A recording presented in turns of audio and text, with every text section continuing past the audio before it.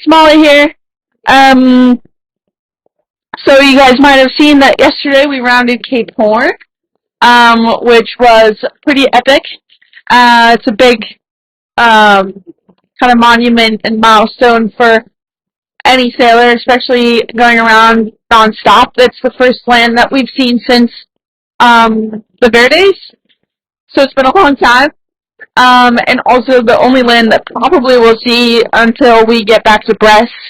Um, so yeah, it was pretty cool to see that and be a part of it.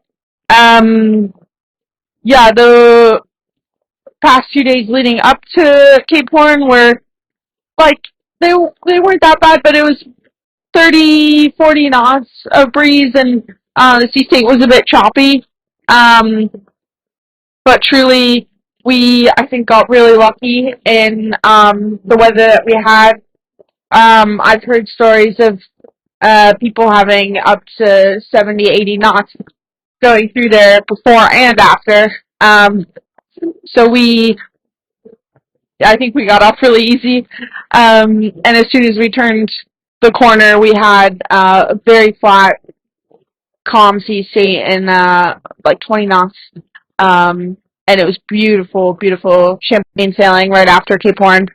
Um, but yeah, it was really cool for me to round Cape Horn. Now only 11 women in the world have rounded Cape Horn on a Jules Verne attempt, and 8 of them are on this boat. So I think we all can be pretty proud of that accomplishment. And it's also the farthest that an all-female crew has gotten on a Jules Verne attempt. Um, Other boats have dismasted or have needed to stop before Cape Horn. So yeah, this feels pretty good. It's also Cape Horn is just kind of a symbol of like, okay, now we're turning the corner and we're heading home. So we're in the final stretch now, which mentally is just keeping everyone going a little bit. Back in the Atlantic. So the question is, am I going to continue the maritime tradition and put golden rings in my ears? Absolutely. So legend has it, or like tradition has it, that you can get a gold hoop for every time that you round Cape Horn. So, and you always do it on the ear that you round. So I'll be getting one on my left.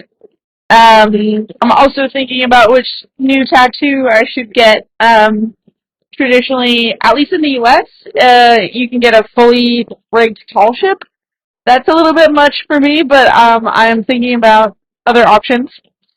Um, Question: what's it like to be heading north, and what are conditions looking like to the equator? It's really good to be heading back north. I did get a little bit like sentimental, and it was a little bit bittersweet yesterday because the Southern Ocean was intense and it was hard, but it was also like the best sailing I've ever done, and I loved it. I had so much fun, and um, it's kind of like, oh, that wild ride's over. Um, but obviously, we're trying to get home as fast as possible, so yeah, it's good to be heading back, and especially I am looking forward to being a little bit warmer and drier. Um, Conditions are looking good until the equator. There is sometimes a little bit of a high pressure off of Brazil, but right now the weather is looking like that won't be too much of an issue. I know that we'll be like reaching at one point, which isn't the most comfortable on this boat, but at least we've got good wind, and then hopefully we can have a better doldrum crossing than we did on the way down. Um, but yeah, I'm gonna head on deck because we're gonna do a peel. We're gonna go back to the J1, and I will catch you guys later. Thanks.